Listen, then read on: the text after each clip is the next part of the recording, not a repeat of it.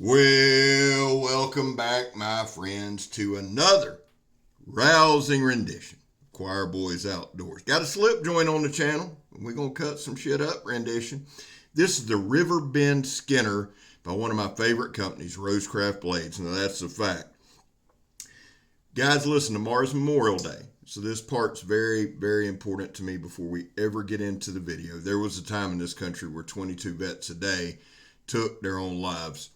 It's going to be higher this weekend. It just is, and that's heartbreaking. But that's why here we focus on the number 0. Anything over 0 is simply unacceptable. And all that means is this: vets, we love you. You have a place here. You're welcome here. We back to blue over here. We support Leo. It's not popular, and that's okay. That's the beauty of the USA. You have the right to disagree.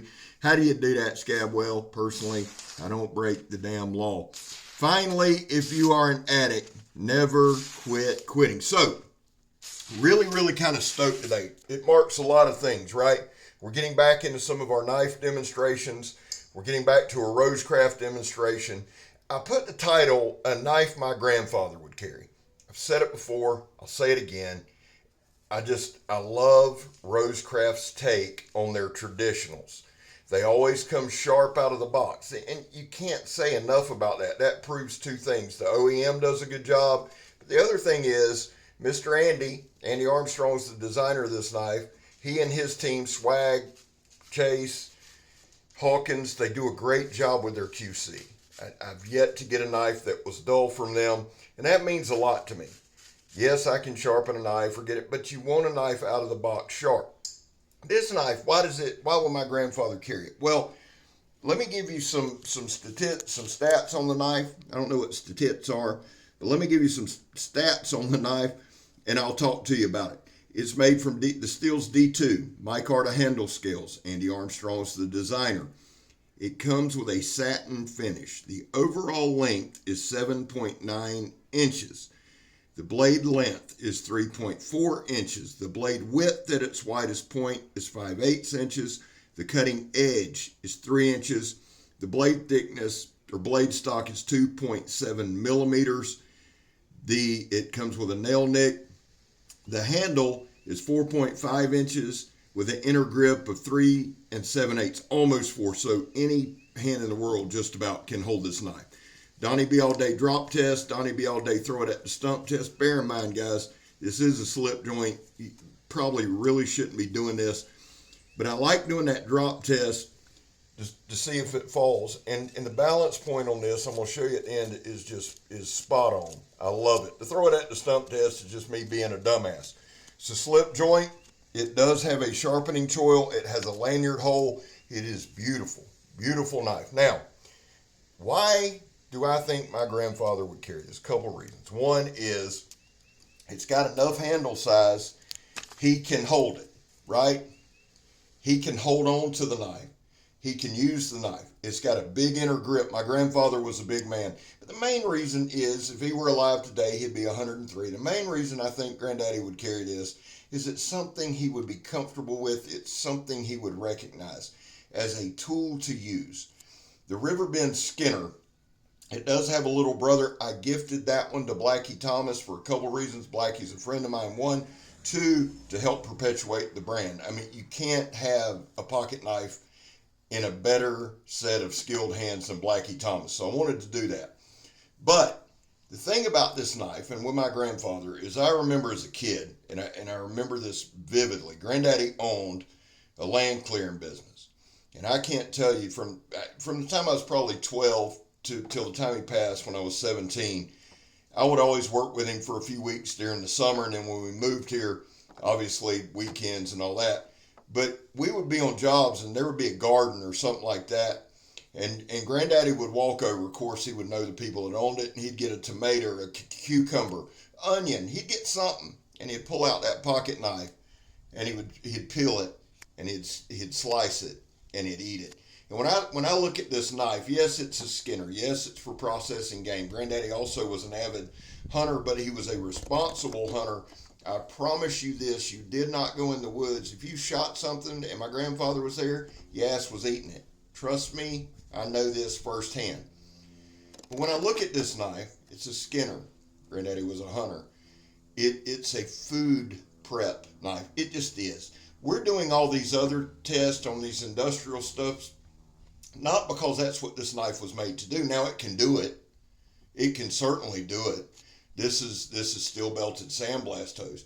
One of the reasons I like cutting the industrial stuff, guys, is to feel how it feels in hand, to use different grips, to check the sharpness, to check the edge, see if it chips, cracks, anything like that, to check the toughness, to see if we have any loosening in the blade plate, anything like that. So it's not necessarily that I think all of you would use this knife, because I could see my grandfather using this for hunting. I could see him, he always cooked breakfast. My grandmother cooked lunch and dinner. My granddaddy always cooked breakfast. He'd always pull out his pocket knife and cut that. They would have a big slab of bacon. So he'd get his bacon grease and then red eye gravy with the coffee grounds. I mean, Granddaddy would cook it up, cut his ham, all of that. I can see my grandfather using this knife. He would appreciate the functionality of the knife. Granddaddy also would like the way this looked. That satin finish, there's that black micarta, just the comfort in hand. It's a gorgeous knife, beautifully done. Nice trailing point there. Easy to open. Now, I will say this on the pull. I'm still working on that system. This is not a strong pull at all. If I had to put a number on it, I'd say 5.5. But for me, that's not a bad number. Okay? It's easy to open, but it's not going to open in my pocket. It's tough. It's rugged. It's quick to pull out if I need to. Now, I know Granddaddy would carry it because all the things I just mentioned. I'm going to carry this knife. I'm probably going to get me a little leather slip for it. But here's the deal, guys. As I get older, as my grandkids come to visit, things like that, I want to have a knife that I can, when we go into restaurants, this happened the other day, I had to cut the straws for both my grandboys. I don't want to pull out a 12-inch knife. If I'm by myself, that's one thing. But when I got the grandkids, I don't want attention. I don't want all that. A slip joint, I can pull this knife out, cut the straws. I had to cut up Caden's chicken. I could do that with this knife, right? And I keep it clean. That goes without saying. But it also reminds me of the past. It reminds me of the past with the toughness of the future. See, I cut all this other industrial stuff up too to prove a point that if I carry this, I know I've got something on me that works. It's going to hold up. It's going to be sharp. When I pull it out of my pocket, there is that satisfaction in knowing that it's there and it works. I am a huge believer in ROSECRAFT. They have a 5-year plan to move a manufacturing plant to Maryville, Tennessee. I can't wait. And again, I can't wait to meet all of them at Blade Show. Very, very, very much looking forward to that. Guys, listen, before we go too much further, got about a minute and a half left. I'm sold on this knife. If me talking don't sell it to you, turn my voice off and just watch the damn thing work, man. It holds up. It held its edge all the way through. It held an edge even. We cut some paper. Now, some of the stuff we cut, I mean, steel belted hose and ratchet straps and all that, you cut enough of it, and I've cut a good bit of it today. It's going to take that hair popping sharp away at the end for the paper cut, but all I got to do is strop it up and it'll be right back. Matter of fact, by the time I'm doing this video, it's already been stropped and back to razor sharp. A few shout outs. Joe, JS Bladecraft. Love that dude, my partner on Blade Talk. Go over there, subscribe to Joe. He's growing, he's putting out content. I got to shout out D-Bad, man. Congrats on 50K, dude. That's large. I'm proud of and for you. You put in the work. That's a massive number. Big J's Knives. Awesome channel. Trying to get to 1,000. If he hadn't got there by the time of this post, let's get Big J to 1,000. Brothers of the Knives. Let's get Salty Red Corn. Let's get him over there. There's Grugsy with Legion Tactical. There's Randy WSL that I just make up 3 numbers for every other time. Guys, there's a lot. What's the point, EDC? Do me a favor, guys. Go to my community page and check it out. All my shout outs will be there. Just go down it. There's a couple new ones that we've come across. Listen, I hope you guys have a safe weekend.